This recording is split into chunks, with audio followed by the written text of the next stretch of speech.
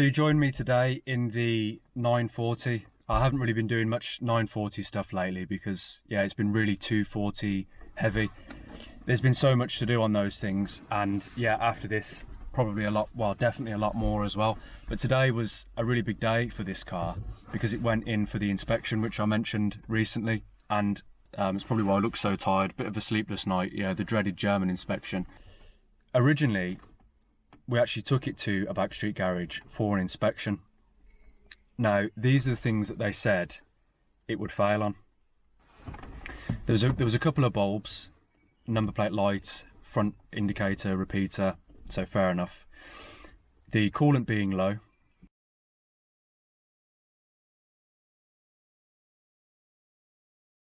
It's just above minimum.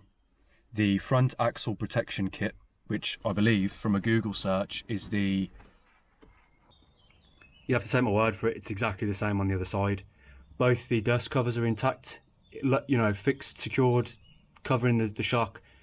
The foam's in one piece, so yeah, I don't know what they were looking at because they said it was for the shock absorbers.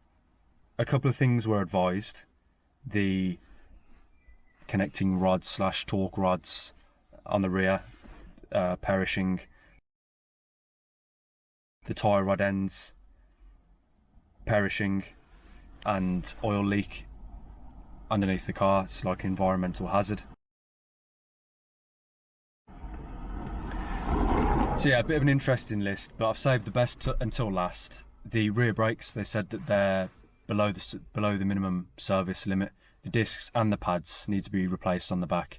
Yeah, below minimum thickness. Can't really pick it up on camera, but there's no lip. Maybe the tiniest little ridge on the end, but virtually nothing. Nice and thick, and with no corrosion.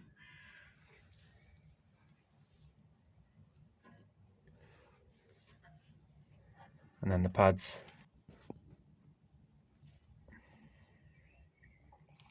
So as you can see, the meat on the pads, the actual pad thickness itself is, I'd say, about the same. Well, it's a little bit more than the backing plate on the pad.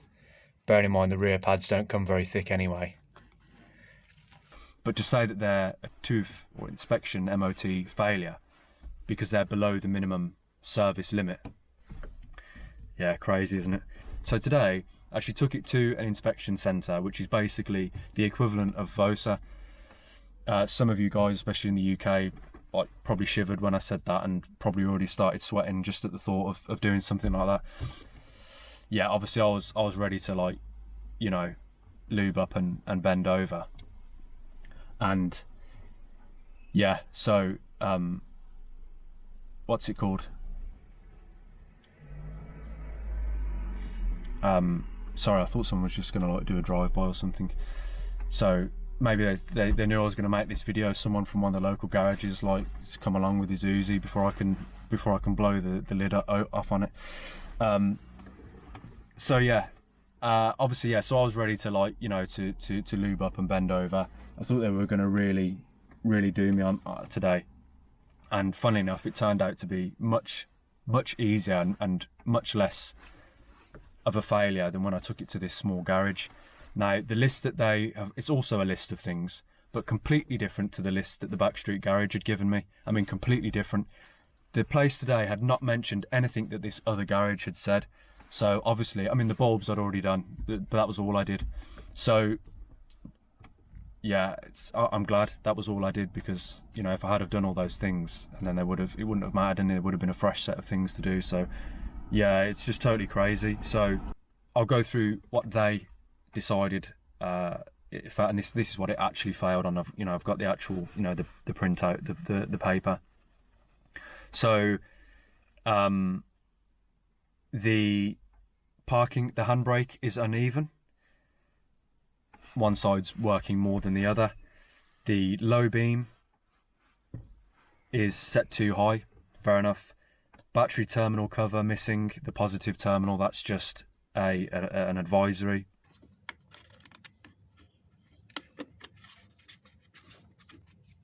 Keep the tester man happy. The left rear seat belt has got a cut in it. Fair enough. I didn't know about that. went and checked it, and yeah, can clearly see that it's damaged. Again, even though I'd cleaned the engine after I did clean up the engine after I took it to this garage, and they said that there was an environmental hazard, you know, oil leak, all the rest of it. I gave it a clean and took it in today, and they've also advised it again that there's oil. So I don't know where they can see the oil, and I think it's probably, I mean, that's got to be the driest like running gear on you know, any 940 out there. You know, 30-year-old Volvo, and it's like, it's dry as a bone on the bottom of that engine. I've cleaned it twice. Obviously it leaks a bit of oil, of course they all do. I mean, any old car does, especially an old Volvo, but yeah, they've still seen some oil somewhere, so I can't seem to, and it's on the last two, I think it's on every car that I buy, it's like advised. They're just, Germans are like just crazy about oil leaks, any chance of any oil getting onto the ground, and it's like they go nuts. So okay, but fair enough. Yeah, what else? The handbrake cable is frayed. This is actually, like, I'm kind of glad that I took it in for the test for this reason, because I didn't notice this. So this is why it's good to have a second pair of eyes on your car, because yeah, like, you don't always spot everything, and I didn't notice this, and yeah, frayed handbrake cable, not looking good. Yeah, and if that broke, you know, imagine if I was parked on a hill and that snapped, and you know, all of a sudden there's an unmanned tank rolling down the road. Be a scary sight, wouldn't it? The right rear light is flickering.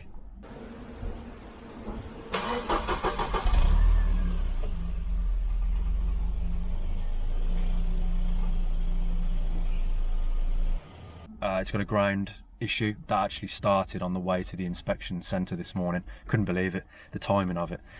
She must have been nervous.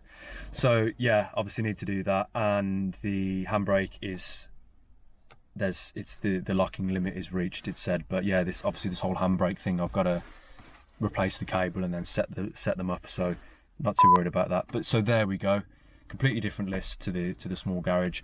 Nothing about needing discs and pads and them being below minimum, and even they, you know, they performed fine. Nothing about anything that this little garage said. So and this is why these backstreet garages have such a bad name, because this is the kind of they pull. I think it's just like especially frustrating that, you know, not only did they come up with a load of stuff that doesn't need to be done, but also they didn't pick up on other things that actually needed to be done. So they're trying to sell me discs and pads that I don't need, but they haven't spotted that I've got a handbrake cable that's, like, you know, almost completely split.